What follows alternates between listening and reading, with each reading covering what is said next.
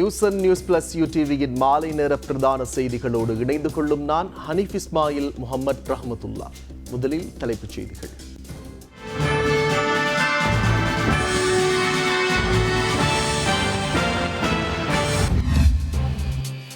வெள்ளை வேன் குறித்து பேசியவர்கள் குற்றப்புலனாய்வு பிரிவினரால் கைது. நாட்டின் பல பாகங்களிலும் டெங்கு நோயின் தாக்கம் அதிகரிப்பு.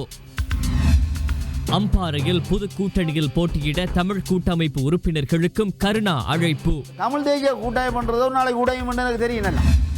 திட்டமிட்டு செயற்பட்டால் பெரும்பான்மையை பெற முடியும் என்கின்றார் ரணில் விக்ரமசிங்க. என்றும் இல்லாதவாறு எழுத்துக்காக சிறையில் அடைக்கப்படும் ஊடகவியலாளர் எண்ணிக்கை உயர்வு.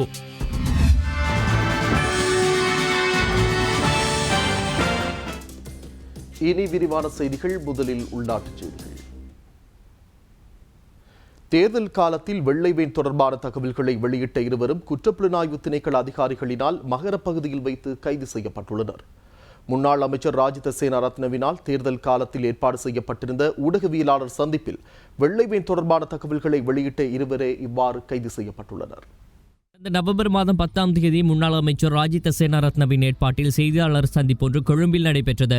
2015ஆம் ஆண்டுக்கு முன்னர் பேசப்பட்ட வெள்ளை வேன் கலாச்சாரம் குறித்து இந்த செய்தியாளர் சந்திப்பில் பல சர்ச்சைக்குரிய தகவல்கள் வெளியிடப்பட்டன. வெள்ளை வேனின் சாரதியாக பணியாற்றியதாக கூறிய ஒரு நபரும் இந்த செய்தியாளர் சந்திப்பில் கலந்து கொண்டு கருத்து தெரிவித்திருந்தார். இந்த செய்தியாளர் சந்திப்புக்கு முன்னதாக சுகாதார அமைச்சர் ராஜித சேனாரத்ன உரையாற்றியிருந்தார்.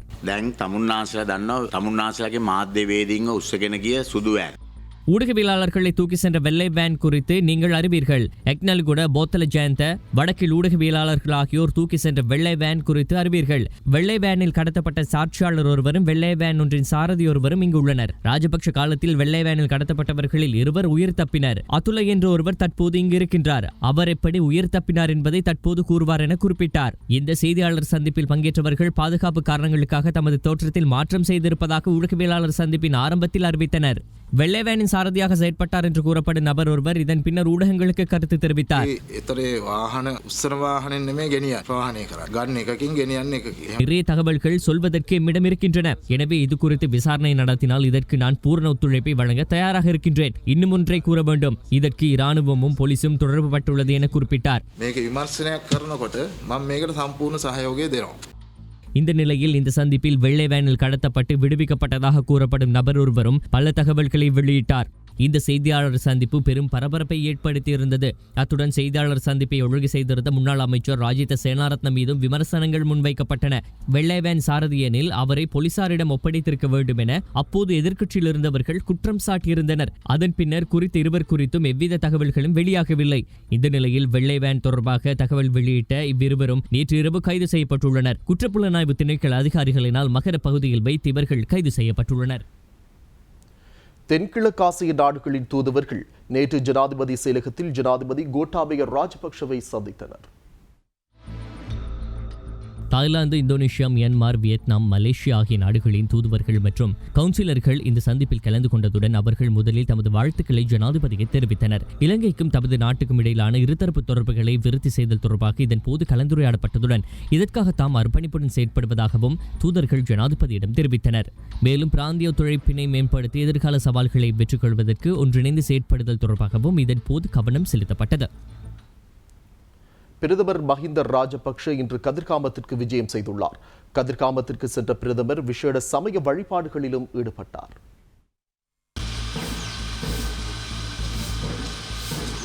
கதிர்காமம் கிரிவகர விகாரையின் விகாராதிபதி மற்றும் ஏனைய தேரர்களையும் சந்தித்து பிரதமர் ஆசீர்வாதங்களை பெற்றுக் கொண்டார். அதன் பின்னர் கிரிவகர விகாரையின் கோபுரத்தை தரிசித்து அங்கும் ஆசீர்வாதங்களை பெற்றுக் கொண்டார். பின்னர் பிரதமர் மஹிந்த ராஜபக்ஷ அஷ்டபல அரசமரத்தை வணங்கி ஆசீர்வாதங்களை பெற்றுக் கொண்டார். இதன் பின்னர் ருகுண கதிர்காமம் விகாரைக்கு சென்று அங்கு இடம்பெற்ற விசேட சமய வழிபாடுகளில் பிரதமர் ஈடுபட்டார்.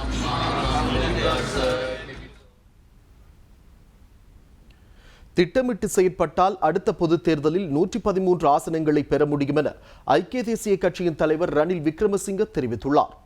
வீழ்ந்து விட்டோம் என்று விரக்தி அடைந்தால் அடுத்த பொதுத் தேர்தலில் எதிர்த்தரப்பினர் 3/2 பெரும்பான்மையை பெற்றுக்கொள்ள அது வழியை ஏற்படுத்தும் என்றும் அவர் தெரிவித்துள்ளார். காலியில் நடைபெற்ற நிகழ்வொன்றில் உரையாற்றும் போதே ரணில் விக்ரமசிங்க இவ்வாறு தெரிவித்துள்ளார். ஐக்கிய தேசிய கட்சி வெற்றி பெற்ற ஒரே ஒரு தேர்தல் தொகுதியான காலியில் ஐக்கிய தேசிய கட்சியினரை ரணில் விக்ரமசிங்க சந்தித்தார். ஐக்கிய தேசிய கட்சிக்கு வாக்களித்த மக்களுக்கு நன்றி செலுத்துவதற்காக இந்த கூட்டம் ஒழுங்கு செய்யப்பட்டிருந்தது. අද අපි විපක්ෂයට ඇවිල්ලා තියෙන්නේ. පාර්ලිමේන්තුවේ වැඩිම ඡන්ද ආසන සංඛ්‍යාව තිබුණත් අපි විපක්ෂයේ ඉඳගෙන අද ක්‍රියා කරන්නේ. අතීතයේ නෙමෙයි ඉස්සෙල්ලා බලන්න ඕනේ අනාගතයට. මොකද තව මැතිවරණයක් තියෙනවා. සමහරු කියනවා ඉවරයි අපිට 50යි හම්බෙන්නේ. මම කියනවා ඕක වැටෙන්න කොහොම වැටෙන්න උවමනා නැහැ. அதிக உறுப்பினர்கள் இருந்தாலும் நாம் இன்று எதிர்க்கட்சியில் இருக்கின்றோம். கடந்த காலத்தை பார்க்காது எதிர்காலத்தை பார்க்க வேண்டும். காரணம் தேர்தல் ஒன்று வருகின்றது. எமக்கு 50 ஆசனங்கள் மட்டுமே கிடைக்கும் என்று சிலர் கூறுகின்றனர். இவ்வாறு விரக்தி அடைய தேவையில்லை. இன்று உள்ள முடிவுகளை மையப்படுத்தி நோக்கினால் இன்று எதிர்க்கட்சியில் உள்ள 3 கட்சிகளுக்கும் முயற்சித்தால் 103 ஆசனங்களை பெற முடியும். எங்களுக்கும் தமிழ் தேசிய கூட்டமைப்புக்கும் மக்கள் விடுதலை முன்னணிக்கும் இந்த ஆசனங்களை பெற முடியும். நாம் சரியாக திட்டமிட்டு பணியாற்றி 103 ஆசனங்களை 105 ஆசனங்களாக அதிகரிக்க முடியாதா என்று கேட்கின்றேன். 105 ஆசனங்களை 108 ஆக அதிகரிக்க முடியாதா? 108ஐ 110 ஆக்க முடியாதா? அதனையே ஏன் 113ஆக அதிகரிக்க முடியாது? இந்த 103 ஆசனங்களை வைத்துக்கொண்டு தேர்தல் வரும் வரையில் இந்த இலக்கை அடையும் வகையில் பயணிக்க வேண்டும். நாம் தோற்று விடுவோம், வீட்டில் இருப்போம் என்று யாராவது கூறினால் அடுத்த தரப்பினர் 3/2 பெரும்பான்மையை பெற்றுக்கொள்வார்கள். நாம் என்ன செய்ய வேண்டும்?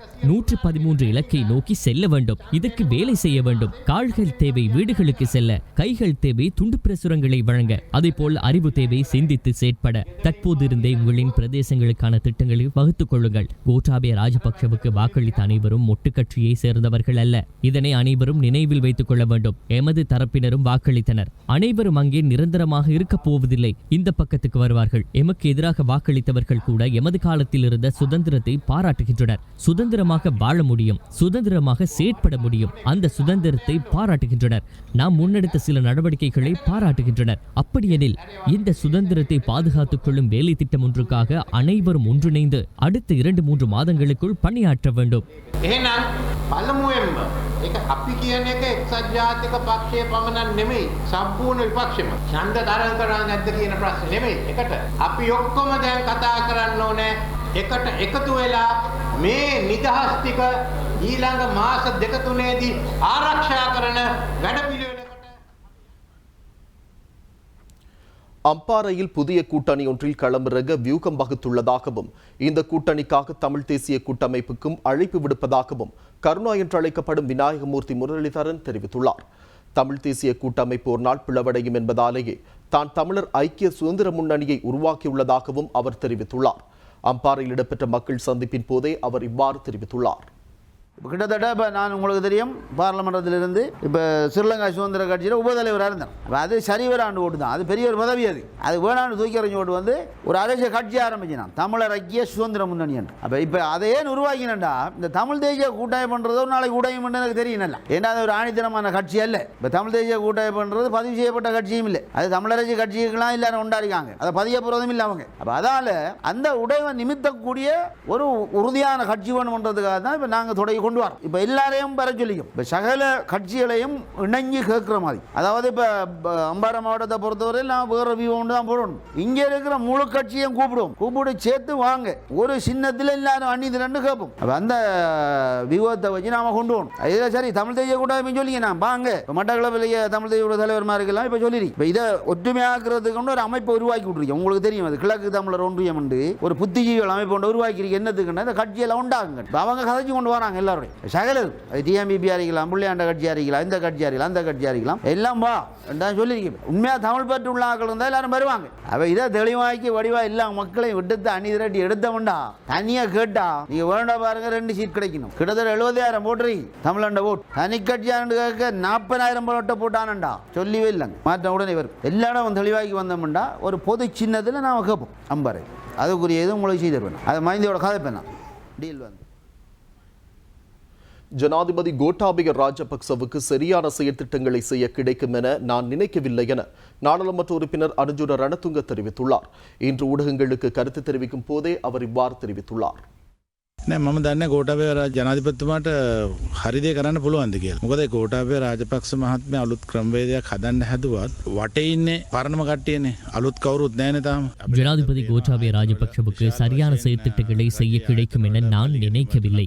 ஏனென்றால் அவர் புதிய செயற்திட்டங்களை செயற்படுத்த முனைந்தாலும் அவரை சுற்றியிருப்பவர்கள் பழையவர்கள், புதியவர்கள் யாரும் கிடையாது. அரச நிறுவனங்களில் அதிகளவிலான பழிவாங்கல்கள் நடைபெறுகின்றன. அவை ராஜபக்ஷ ஆட்சியில் சர்வசாதாரணமான விடயம். எனக்கு அது புதிதல்ல. அதில் ஆச்சரியப்படத்தக்க விதத்தில் எதுவும் இல்லை. ஆனால் கடந்த எமது ஆட்சியில் இவ்வாறான பழிவாங்கல்கள் நடைபெற நாம் இடமளிக்கவில்லை. தற்போது இந்த நிலை மாற்றமடைந்துள்ளது. நாம் செய்த நல்ல விடயங்கள் அனைத்தும் மக்களுக்கு மிக இலகுவில் நினைவிலிருந்து நீங்கிவிட்டன. எனினும் கடந்த கால நல்ல விடயங்களை பற்றி மக்கள் புரிந்து கொள்ளும் போது சரியான தீர்மானம் ஒன்றை மேற்கொள்வார்கள். හැබැයි අද වෙනකොට ඒ තත්ත්වය වෙනස් වෙලා තියෙනවා. ඉතින් මේක මහජනතාව තේරුම් ගන්න ඕනේ. අපි කරපු හොඳ දේවල් තාමත් කෙටි කාලෙකින් අමතක වෙලා තියෙනවා. හැබැයි මේ දේවල් පේනකොට මිනිස්සුන්ගේ මනස වෙනස් වෙලා ඉදිරියේදී ඒගොල්ලෝ තීරණ ගනී. தேர்தலில் தனக்கு ஏற்பட்ட பின்னடைவு காரணமாக எந்த ஒரு விடயத்தையும் ஆணித்தரமாக பேச முடியாதிருப்பதாக கடல் தொழில் நீரகவள அமைச்சர் டக்ளஸ் தேவானந்தா தெரிவித்துள்ளார். எனினும் பணியிலிருந்து இடைநிறுத்தப்பட்டுள்ள 11 செயற்திட்ட உதவியாளர்களின் எதிர்காலம் தொடர்பில் அமைச்சரவையில் கலந்துரையாடுவதாகவும் அவர் சுட்டிக்காட்டியுள்ளார்.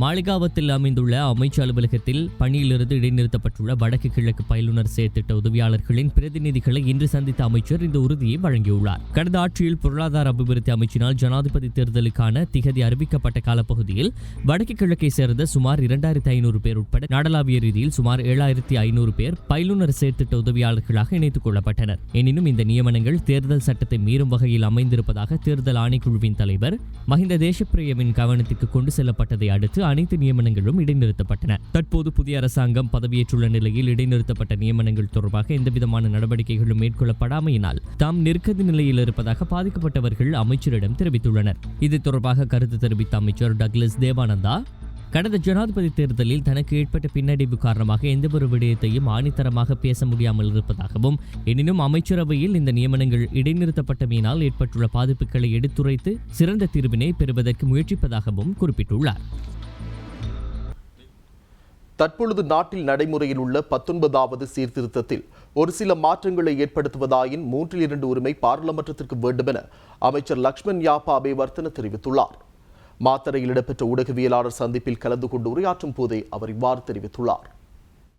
තාමත්ම හොඳින් විෂයන් බෙදලා තියෙනවා. ඒක එක එක විෂයට ගැළපෙන ආකාරයෙන් විශේෂයෙන්ම බෙදලා අමාත්‍යාංශවල විෂය පතය රාජ්‍ය අමාත්‍යවරුන්ට ඒ වගේම ප්‍රධාන අමාත්‍යවරුන්ට වෙන වෙනම විෂය පතයන් බෙදලා දීලා තියෙනවා. ඒ විෂයන් කටයුතු කරා. එහෙම නොවුනම රටක් ඉස්සරහට ගෙනියන්න හුඟක් අමාරුයි. அமைச்சுக்களுக்கான நிறுவனங்கள் பொருத்தமான முறையில் பகிர்ந்தளிக்கப்பட்டுள்ளன. அமைச்சர்களுக்கு வேறாகவும் ராஜாங்க அமைச்சர்களுக்கான தனித்தனியான விடயங்கள் பிரிக்கப்பட்டுள்ளன. அவ்வாறு இல்லை என்றால் நாட்டை முன்னோக்கி கொண்டு செல்ல முடியாமல் போகிறது. அரசியலில் ஸ்திரத்தன்மை என்பது மிகவும் முக்கியமானது. அதனால் இன்று எமக்கு அதற்கான வேலை திட்டங்களை முன்னெடுக்க முடியும் என எதிர்பார்க்கின்றோம். இந்த 3-4 மாதங்கள் நாம் இவற்றுக்கான அடித்தளத்தை இட வேண்டும்.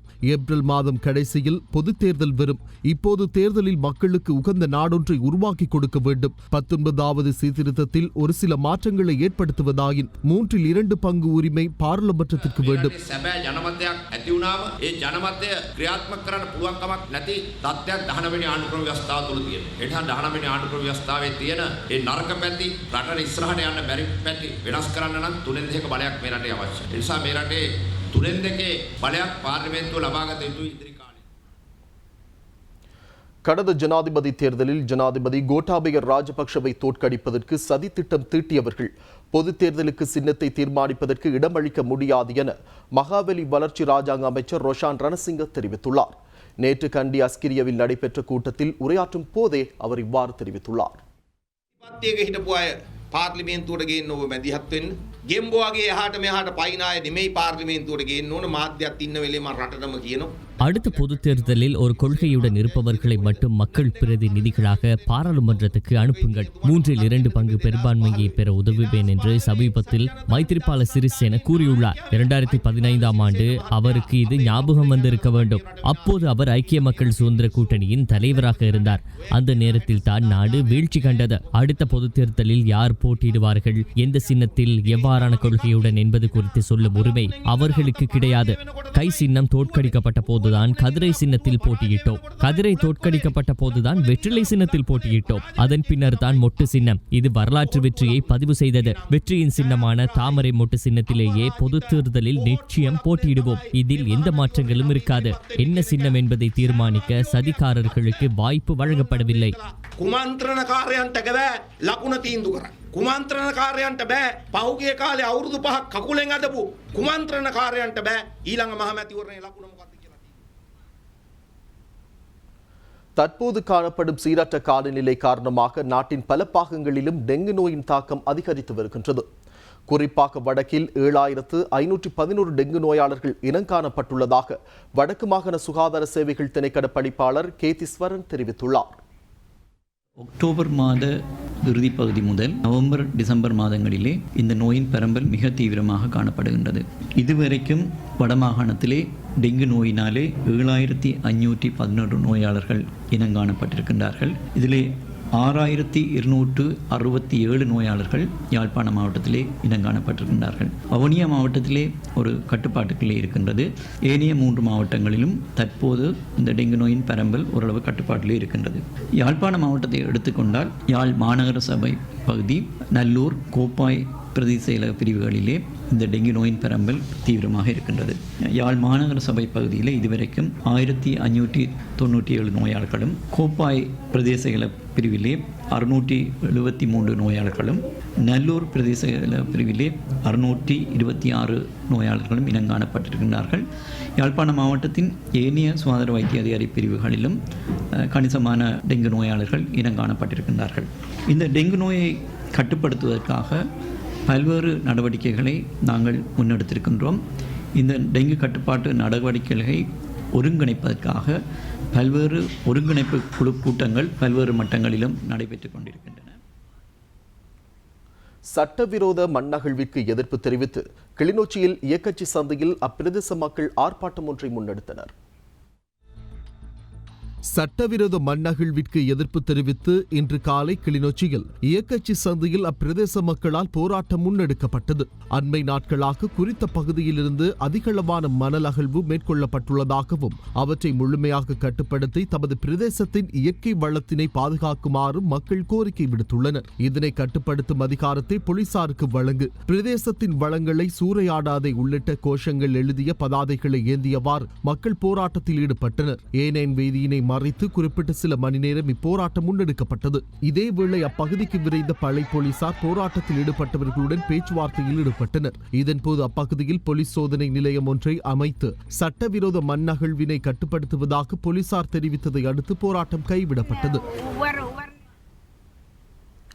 கிழக்கின் 2வது சிறகு நுனி சர்வதேச திரைப்பட விழா மட்டக்களப்பு கல்லடி சாந்தி திரையரங்கில் நேற்று ஆரம்பமானது.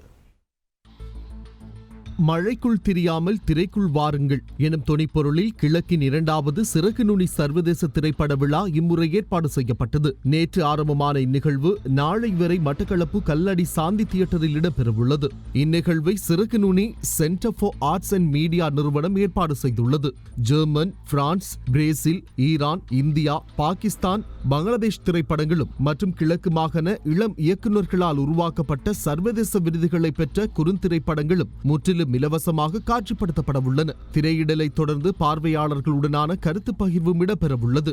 உருது, வங்காளம், பாரசீகம், ஜெர்மன், போர்த்துகல் ஆகிய மொழிகளில் அமைந்த திரைப்படங்கள் யாவும் ஆங்கில உபத்தலைப்புகளுடன் காட்சிப்படுத்தப்பட உள்ளன. கிழக்கின் 1வது சர்வதேச திரைப்பட விழாவாக கடந்த வருடம் சிறகு நுனி நிறுவனத்தினால் ஆரம்பிக்கப்பட்ட இந்நிகழ்வு இவ்வருடமும் தொடர்வது குறிப்பிடத்தக்கது. 2019 ஆண்டில் கூகுள் தளத்தில் அதிகம் தேடப்பட்ட நாடுகளின் பட்டியலில் இலங்கை முதலிடம் பிடித்துள்ளது. 2019 ஆண்டிற்கான கூகுள் ட்ரெண்ட் எனும் வலைதள தரவுகளின்படியே இலங்கை முதலிடம் பிடித்துள்ளது.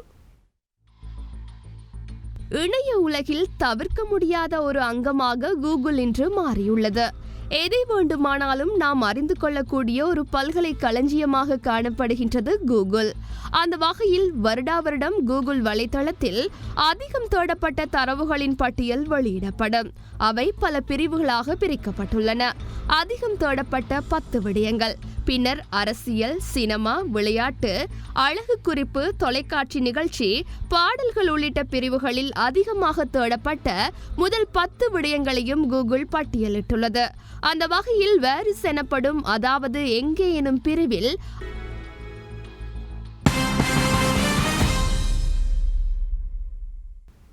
செய்திகள் தொடர்கின்றன. தொடர்வன சர்வதேச செய்திகள்.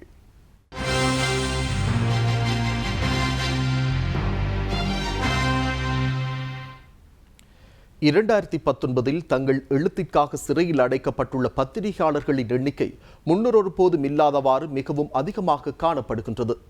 பத்திரிகைகள் மீதான தனது இரும்பு பிடியை சீனா மேலும் கடினமாக்கியுள்ள அதேவேளை சுயாதீன செய்தியிடலை துருக்கி முற்றாக தடை செய்துள்ளது.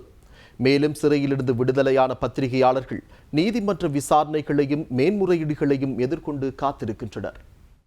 உலகம் முழுவதும் மக்களுக்கு உண்மை தகவல்களை உடனுக்குடன் வழங்குவதில் ஊடகங்களின் பங்களிப்பாவும் அமெரிக்காவும் பொருளாதாரம் மற்றும் வர்த்தகம் பற்றிய முதற்கட்ட உடன்படிக்கை தொடர்பாக ஒரு உடன்பாட்டை எட்டியுள்ளனர். அறிவுசார் சொத்துரிமை, தொழில்நுட்ப பரிமாற்றம், நிதித்துறை சேவை, சர்ச்சை தீவுக்கான வழிமுறை உள்ளிட்டவை இந்த உடன்படிக்கையில் இடம்பெற்றுள்ளன. இது தவிர சீன உற்பத்தி பொருட்களின் மீதான கூடுதல் வரி வசூலிப்பை அமெரிக்கா படிப்படியாக குறைக்கும். அத்துடன் வரி வசூலிப்பின் அளவு அதிகரிப்பதிலிருந்து குறைவாக மாற்றப்படும் என்பது குறிப்பிடத்தக்கது. பொருளாதாரம் மற்றும் வர்த்தகத்துறையில் இருதரப்பு ஒத்துழைப்பை வலுப்படுத்தி கருத்து வேற்றுமையை பயனுள்ள முறையில் நீக்குவதற்கு இருநாட்டு பொருளாதாரம் மற்றும் வர்த்தக உறவின் வளர்ச்சிக்கும் இவ்வுடன்படிக்கை துணை புரியும் என சீன தரப்பு கருதுகின்றது. மேலும் உலக பொருளாதாரம் மந்தமான நிலையில் சிக்கிக்கொள்ளும் பின்னணியில் இவ்வுடன்படிக்கை உலக சந்தையின் மீதான நம்பிக்கையை அதிகரித்து இயல்பான வர்த்தகம் மற்றும் முதலீட்டுக்கும் சிறந்த சூழ்நிலையையும் உருவாக்கும். குறிப்பிட்ட ஒழுங்குமுறை நிறைவேற்றப்பட்டதன் பின்னர் இரு தரப்புகளும் இந்த உடன்படிக்கையை அதிகாரப்பூர்வமாக கையொப்பமிட உள்ளன.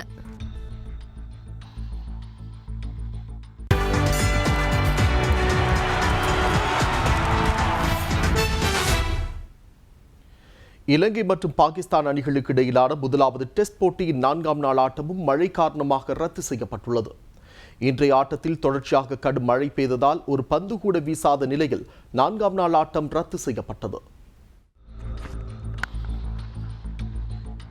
கடந்த 11ஆம் தேதி ராவல்பிண்டியில் ஆரம்பமான இப்போட்டியில் நாணய சுழற்சியில் வெற்றி பெற்ற இலங்கை அணி முதலில் துடுப்படுத்த ஆட தீர்மானித்தது. இதன்படி முதலில் களமிறங்கிய இலங்கை அணி தற்போது வரை 6 விக்கெட்டுகள் இழப்புக்கு 282 ஓட்டங்களை பெற்றுள்ளது.